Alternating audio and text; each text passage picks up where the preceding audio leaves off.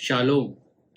आज मैं जिस वचन पर आपसे बात करना चाहता हूँ, वो वचन पाया जाता है मत्ती रचित सुसमाचार उसका 5वां अध्याय और 7 पद, जहाँ पे लिखा है, धन्य है वे जो दयावंत हैं, क्योंकि उन पर दया की जाएगी। आजकल सारी दुनिया नफ़रत से जल रही है। देश-देश के बीच में लड़ाइयाँ हो रही हैं, परिवारों के बीच में प्यार रहा नहीं, इतनी नफ़रत पैदा हो गई है कि रिश्तों का लिहाज़ नहीं किया जाता। बेटा बाप की हत्या कर रहा है, माँ बेटी की हत्या कर रही है, पति पत्नी की हत्या कर रहा है। छोटी-छोटी बात में किसी भी हत्या कर देना आजकल मामूली सी बात हो गई है। किसी के दिलों में प्रेम का भाव नज़र नहीं आता। परंतु जब हम अपने पिता परमेश्वर को देखते हैं, तो परमेश्वर पिता का जो स्वभाव है, वो दयालु है, अनुग्रहकारी है। इसलिए परमेश्वर पिता हमसे चाहते हैं कि हम सब दयावंत बनें। दयावंत उनकी इच्छा है कि जितने उनके विश्वासी हैं वो उनके स्वभाव में दया का स्वभाव हो।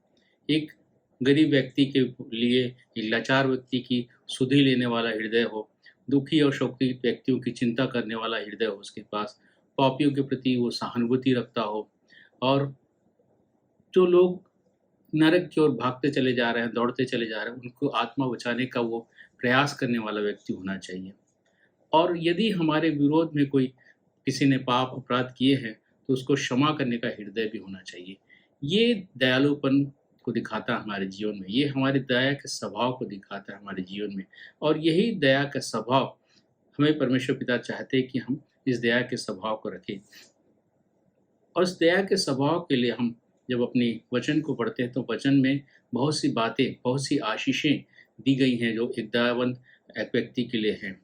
परमेश्वर पिता अपने दयालु स्वभाव के कारण वो हमें आशीष भी देते हैं और हमारे पाप अपराधों को क्षमा भी करते हैं। यह बात सच है कि बार बार जाने और अनजाने में परमेश्वर की आज्ञाओं या नियमों को हम तोड़ देते हैं। कई परिस्थितियां हमारे हाथ में होती है, परंतु बहुत सी परिस्थितियां हमारे नियंत्रण से बाहर होती हैं। इन दोनों ही परिस्थितियों में जब हम पाप करते हैं, तो हमें परमेश्वर की दया की आवश्यकता होती है।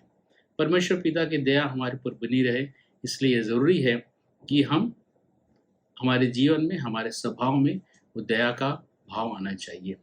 परमेश्वर पिता की दया हमारे ऊपर बनी रहती तो हम परमेश्वर पिता से क्षमा की उम्मीद कर सकते हैं। परमेश्वर पिता की दया को ऊपर बनाने के लिए ज़रूरी है कि वो दयावंत स्वभाव हमारे अंदर हो। मत्ती 6:14 में लिखा है, यदि तुम अपने अपराधियों को क्षमा करोगे, तो तुम्हारा स्वर्गीय पिता भी तुम्हें क्षमा करेगा। जब कोई व्यक्ति हमारे विरोध में पाप करता है, अपराध करता है, और हम उसको उसके इस काम के लिए हम उसको क्षमा करते हैं, तो ये हमारे अंदर के दया को प्रकट करता है। और जब हम ऐसा करते हैं, तो परमेश्वर पिता भी हमें क्षमा करते हैं। परमेश्वर पिता चाहते हैं कि हम सब के प्रति दया का भाव को प्रकट करें, चाहे वो गरीब हो, चाहे वो लाचार हो, चाहे वो दुखी हो, चाहे वो शोकित हो, चाहे वो किसी प्रकार का हमारे विरुद्ध अपराध किया हो। और इस दया के भाव को हम के भाव के कारण हम लोगों को जीवन को बचाने का प्रयास करें। तभी यह स्वभाव हमें परमेश्वर के दया में हमें बनाए रखेगा। तभी हम परमेश्वर की आशीषों को प्राप्त कर पाएंगे। तभी हम परमेश्वर के प्रति परमेश्वर के द्वारा क्षमा के हकदार हो पाएंगे। और इसको बनाए रखने के लिए बहुत ज़रूरी है कि हम दया के भाव के साथ जीवन बिताएं। निरंतर परमेश्वर की संगति में बने रहने के लिए भी दयावंत होना जरूरी है। परमेश्वर को दया प्राप्त करने के लिए दयावंत होना बहुत ज़रूरी है। हमारे दयालु स्वभाव के कारण ही हम परमेश्वर के साथ संगति कर सकते हैं, परमेश्वर से हम आशीष को प्राप्त कर सकते हैं, परमेश्वर से हम संगति को प्राप्त कर सकते हैं।